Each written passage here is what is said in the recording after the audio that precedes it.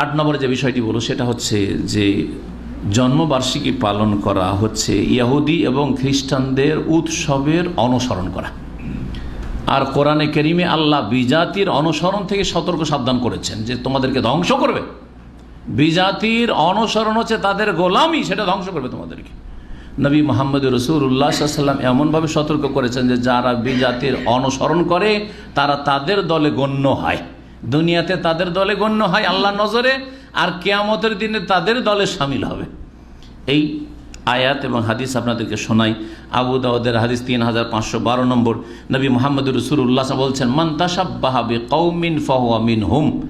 যেই ব্যক্তি কোন কাফের জাতির অনুসরণ করবে বা তাদের সদৃশ্যতা অবলম্বন করবে, তাদের সাদৃশ্য হবে, তাদের মতো হবে, তাদের মতো কাজকর্ম করবে, আচার আচরণ তাদের মতো ইবাদতবন্দি করবে, ফাহুয়া মিনহুম, তাদের দলে শামিল হবে, তাদের দলে শামিল হবে। এটা যেমন তেমন কথা নয়, ছোট্ট কথা মনে হচ্ছে, হাদিস ছোট্ট। ইহুদিদের মতো যদি আপনার ইবাদতবন্দির তরিকা হয়, খ্রিস্টানদের মতো ইবাদতবন্দির তরিকা হয়, হিন্দুদের মতো ইবাদতবন্দির তরিকা হয় আপনার, ফাহুয়া মিনহুম, সেই দলে শামিল হবেন আপনি। আর শুরুতে বলেছি জন্মবার্ষিকী এসছে থেকে খ্রিস্টানদের কাছ থেকে। তাহলে জন্মবার্ষিকী যারা পালন করবে মিলাদুন নবী, তারা খ্রিস্টানদের দলে শামিল হবে নবী করিম সাল্লাল্লাহু আলাইহি সাল্লামের এই হাদিসের আলোকে। আয়াত সূরা মায়েদার 77 নম্বর শোনাই। আল্লাহ বলছেন, ইয়া আহলাল কিতাব। এই আয়াতে দুটো বিষয় রয়েছে, একটা হচ্ছে অতিরঞ্জন বাড়াবাড়ি, অতিরঞ্জন চলেন না, অতিভক্তি। অতিভক্তি হ্যাঁ কার লক্ষণ? চোরের লক্ষণ দুনিয়ার ক্ষেত্রে, আর ধর্মের ক্ষেত্রে অতিভক্তি বেদাতির লক্ষণ। জি, ভালো করে শুনে রাখেন। একটা অতিরঞ্জন, আর আরেকটা হচ্ছে যে বিজাতির অনুসরণ অনুকরণ থেকে, তাকলিদ থেকে সতর্কীকরণ।